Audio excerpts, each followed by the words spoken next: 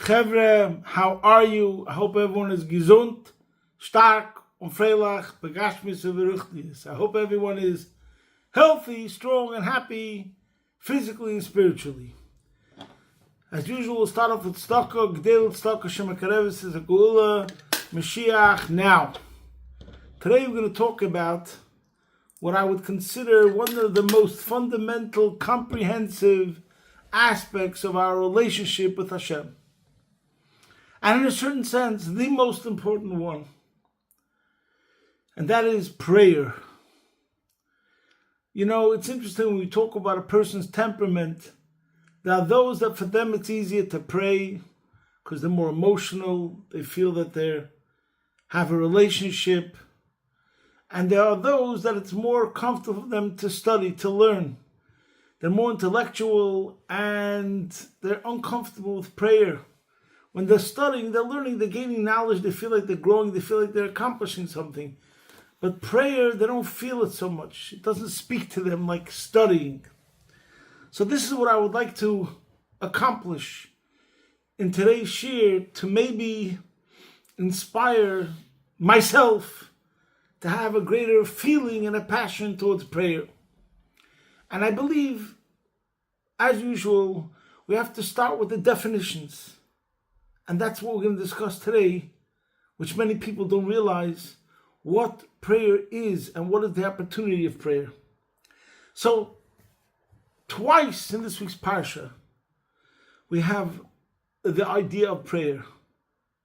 One is in the second Parsha of Shema, which we say in Parshas Eikev, and we're going to read from that because we say it every day, many times a day, so therefore it's part of davening. V'hoyim shema tishmol mitzvos asher anochi mitzav eschem hayoyim l'avos Hashem elokeichem u'liyovdei b'chol levavchem u'b'chol nafshechem. So it will be that if listening, you will listen to my commandments that I command you today, to love Hashem, your God, and to serve Him with all your heart and with all your soul. And what does Rashi say? U'liyovdei b'chol levavchem. Serve Him with all your heart. Avodah shehi belev. This refers to service which is with the heart. V'zui tefillah, and that is prayer. Shatfillah kruya avodah. For prayer is called service. As it says, Elokoch de antpolach le b'tedira. Your God whom you constantly serve. V'chiesh pulchem bevovel. Now, is there a temple service in Babylonia? Elo shayim mispalel. This is referring to Daniel because he would daven v'shenema v'chivim psichen shayim mispalel. So he brings a proof that the term service is called prayer. But what's the explanation? But wait, there's more connecting to the parsha. And by the way, from this verse, according to the Rambam, we learn out the positive commandment of prayer. Now in the Sefer HaChinuch, Mitzvah Tov Lamed Gimel, Lavid Hashem Yisbarach B'Tfilah B'Chol Yoim. So the Chinuch says, Lavid Hashem Yisbarach, Shenemar Oisoi Savoid, which is previously in this parsha. This pasuk that we just mentioned, Oim Shema, is Kapitel Yud Aleph, Pasuk Yud Gimel. The pasuk that we're talking about now is Kapitel Yud, Pasuk Chof, a very interesting pasuk, because according to some, we learn out 4 mitzvahs in the one pasuk. Es Hashem Elokeichatira, Es Hashem Elokeichatira, you should fear Him. Oisoi Savoid, you should serve Him, that goes on prayer. Uvoi Sidbok, you should cleave unto Him, to Talmidei Chachamim. Uvishmoi Tishaveh, you should swear in His name. But anyways, the Chinuch right over here brings it down. Lavid Es Hashem Yisbarach, to serve Him. Shenemar Oisoi Savoid, you should serve Him. V'nichpalo zeis ha-mitzvah kama pa'omim. This mitzvah was repeated many times. Shenema v'avadetem es Hashem elokeichem. The Rambam also brings down a pasuk in Parshas Mishpatim where it says v'avadetem es Hashem elokeichem. You should serve Him. And in Mishnah Torah, the Rambam brings that pasuk. Uv'makamachayim v'oisei savoidu. Uv'makamachayim v'lovdi b'chol levavchem. Okay. So we see in this week's Parsha possibly 2 of the psukim from where we learn out one of the positive commandments to pray. So let's start. What does it mean? Why is prayer called service? with all your heart. So, what that means, on one level, we say that, where do we see Sefer Avodah? Avodah comes from sacrifices. And what does it mean that we serve them with sacrifices? We offer a sacrifice. We serve Him. Prayer means that we gather all our faculties, our entire being, and we offer it up to Hashem. And that's what it means, b'chol levavchem, with all your heart. Are you all in? Are you really involved? If you have a love for physical things, then it's not b'chol levavchem. It's not really a true love. A true love means it's totally dedicated to Hashem and to nothing else. And as the Rambam gives an example, a famous example, about someone who's in love, he wants to be with that person 24/7, never tires of it. So when we're talking about love, there's a feeling of longing, there's a feeling of yearning, there's a feeling of attraction. And you have to really feel it. So now, the first level of service means, like a sacrifice, you're serving it up to Hashem, your totality. And it means in a physical way, as in the Hayom Yom of Chof Menachemov, which is in 2 days from now, 3 days from now, the Hayom Yom says that just like mitzvahs Tehillim means you have to have a specific place in your heart, and your head and in your arm, so too when it comes to the mitzvah of love and fear.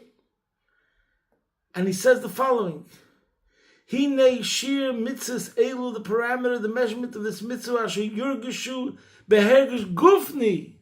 You have to feel it in a physical way, b'basar alev mamish, with the physical heart. And he describes it. And this is what I believe is going to be one of the results, the outcomes of today's shir, that we know what we're striving for. You know, what's the desired result? What's the desired outcome?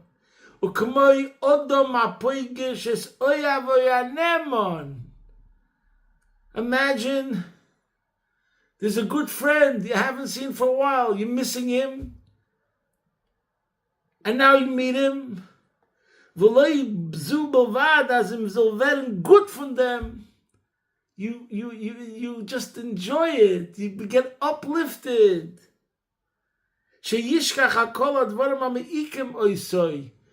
Things that are disturbing him, he forgets about it.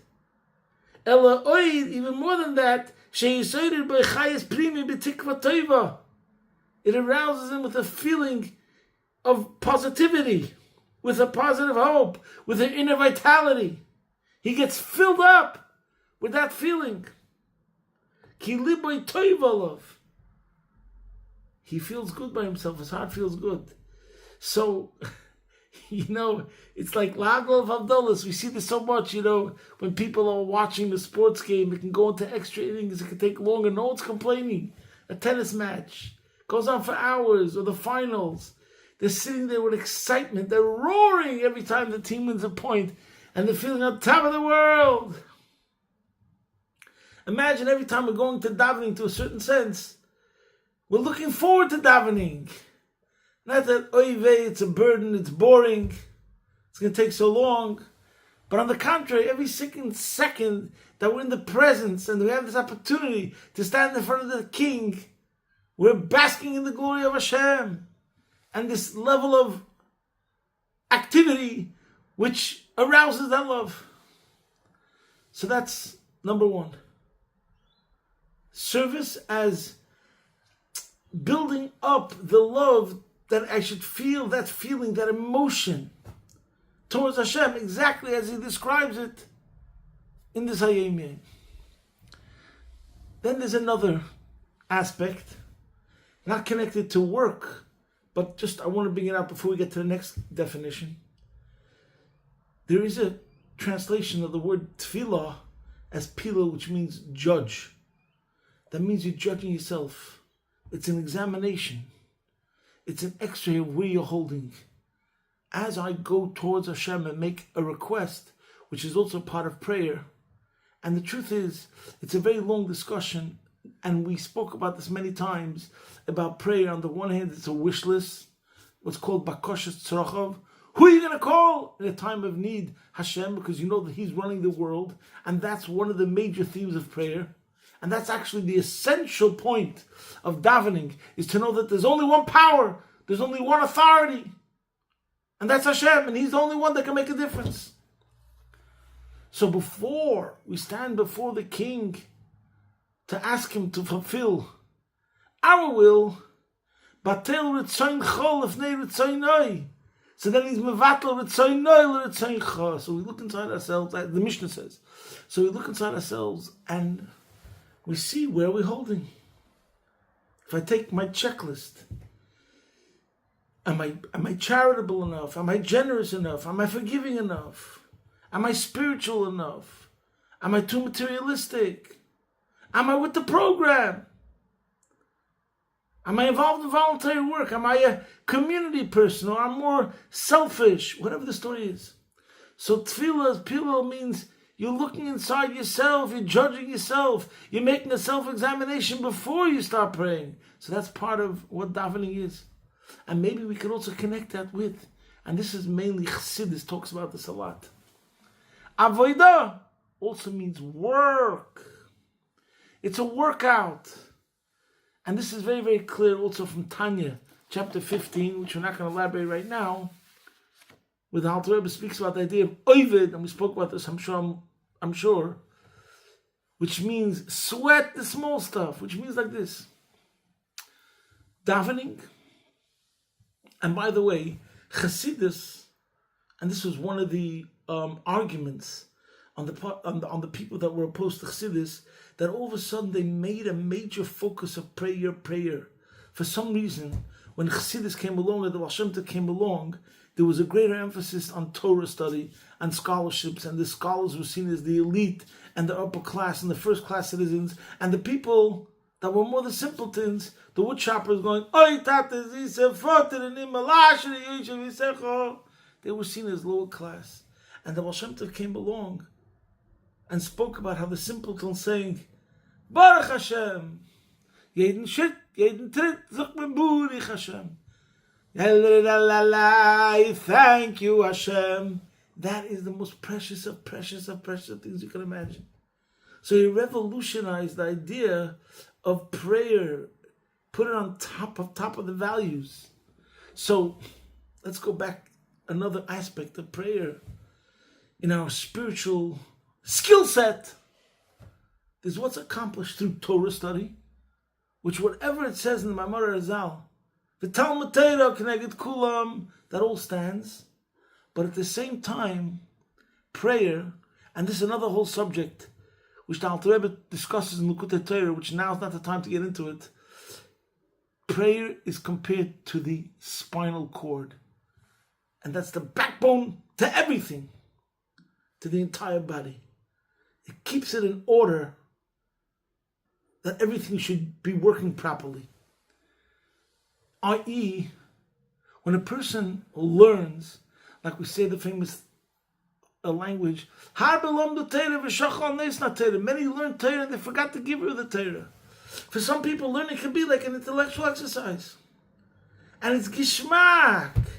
There's nothing as gishmak, as enjoyable as Torah logic. So for the people that enjoy learning Gemara, it's unbelievable, it's indescribable. Shashuyim. The problem is, take a good look at yourself, at your insecurities, at your temperament, at your disposition, at your character traits. Did you ever take time to examine yourself properly? About your anger, about your patience, things like that, about your kindness. Do the uncomfortable thing and really take a good look at yourself, including your ugliness. Be true to yourself, who you really are. And by the way, I see this so many times. You see a person acting a certain way, and myself included, and you marvel, how could it be? This guy's 50 years old, or the guy's 45 years old, and he's acting like that? And the answer is simple, because he never took the time to look at this aspect of himself and to work on it. It could take a lifetime to work on a character trait. If a person is triggered easily, anger management, so to speak, if he doesn't take the time to work out that he should become a better person, he could ignore it, and he could be 40 years old and 50 years old and 60 years old and still be very impatient. And be, like, for example, a judgmental person. Unless you're really, really working yourself to change, you'll always be judgmental, you're always looking down at somebody else, etc., etc. And the only way that's going to change is if you look deep, deep inside of yourself and make a cheshbon hanefesh. Where are you holding and what's going on with your chesed, your gvura, your teferes, your netzach, your zrizis, your laziness, your whatever it is. And here comes the good news. We were given davening. That is the time of the day where you're meant to work on your nefesh habahamis direct, going for the jugular. When you're learning Torah, in a way you could say you're just going higher, you're elevating yourself in a higher reality, and you're forgetting about your nefesh habahamis, which I don't want to get into this whole subject right now, the contrast between Torah and Tefillah, but what I do want to bring out is, and we spoke about this many times before, it says in the Zohar that davening is shas, tzloisa, shas, krova. Every time you're going into davening, it's the battlefield. Every single time you're going into davening, it's the war with your nefesh habahamis. It's the clash of the titans. What does it mean? You're actually talking to your nefesh habahamis. That's what it means, which means you got to get your nefesh habahamis involved, your ego, your flaws, those parts of yourself that are imperfect, and work on them. And that's what davening is about. And that's the only time, right now until Mashiach comes, where this takes place. For the most of us, the only time of the day where we take a good look, we grab the bull by its horns, and say, relax. Relax. Why are you getting excited over a beer? There's things that are much more important. This is not important. You start realigning your value system. You start thinking of greater things. Meditations, everything that Chassidus talks about, and it goes into length. What Psukei Dezim is about, what's Birchas HaShachar about, what's Birchas Krishma about, what's Krishma about, what's Shemon Esrei about. All it is going higher and higher, becoming more and more spiritual, that your value system is correct. You're graduating. You're graduating from worrying and being focused on petty trivialities, on small things, like a 3-year-old that cares about balloons and bubble gums and Matchbox cars, and you start caring about real things. Like it says in Chassidus that lemata yesh lemaila ayin, but really it should be lemaila yesh lemata ayin, which one definition of that is, instead of looking at physical things as yesh, that's reality and important, and spiritual is not so important, it should be the opposite way around. Look at things of spiritual, that's really lasting, that's eternal, that's important. And look at other things that is not so important. Materialism, etc. So now we have a Moedidika Pasik. It says, Chidul Chemina Odom Asher Neshama Ba'apoy Ki Bameh Nechshavu. Chassidus comes along and says, stay away from the person whose neshama in his nose. We spoke about this many times. Because Bameh Nechshavu, who is he? I'll take a bameh labama, meaning to say, what does it mean stay away from a person that his neshama is in his nose? That means he did nothing with his neshama. It remained in his nose, vayipach ba'apav nishmas chayim, Hashem blew into his nostrils, a soul. But he didn't do the workout, the cardiovascular workout, the neshama workout, the calisthenics, the exercises. That's what he has to do every single day. When is that? Davening. So davening is avodah. It's a work. Ezui avodah shebelev. Havayim uzu tefillah. Wow. What does it mean avodah belev? Work. It means work, exercise with your heart. And according to Chassidus, it means afen hearts und mitten hearts. You have to work on your heart. You know, like you make the massage on the heart. So on the heart means when you're meditating, you're speaking to your heart, you're speaking to your nefesh habahamis. You're working on it to influence it. Making resolutions. Why did I do that? Why did I think that?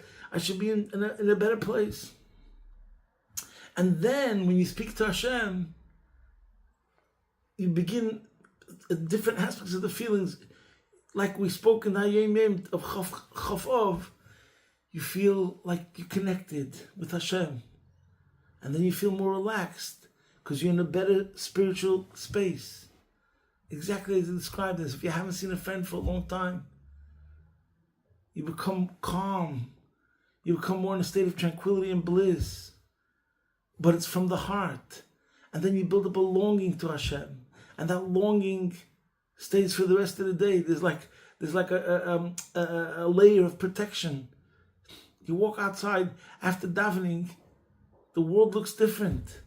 Because you gearbeitet offen hearts on your heart.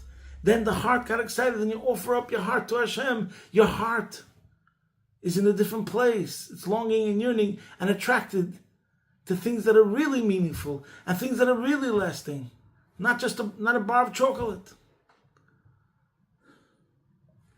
So now we understand many explanations to the idea of work and the idea of service. Service means all your heart, like a korban.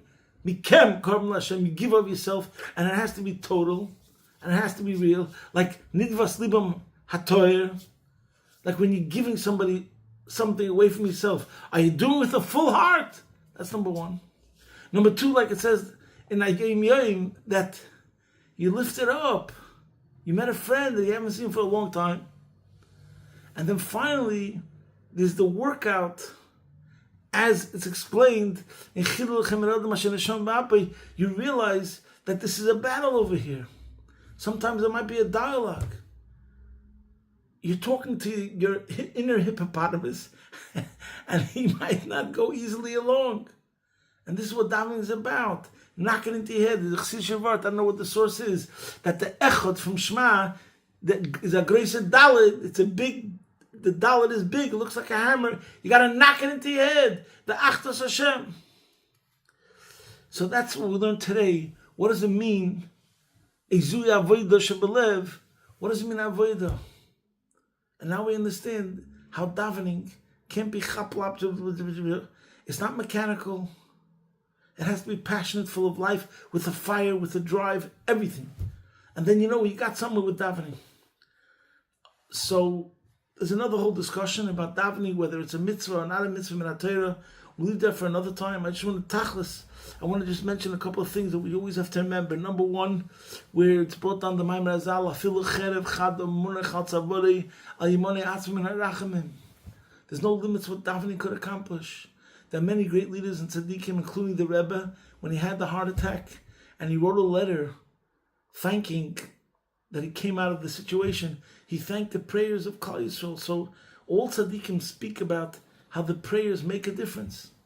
And that's actually included in the Mishnah, I think we mentioned before.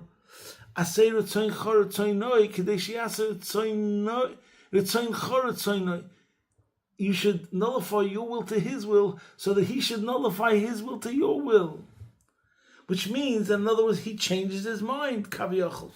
Which means it could be things were going a certain way, and then he puts his original will, whatever that means. But that's the pshat in the Mishnah. It says clearly Hashem will put his will aside and do your will. Clearly.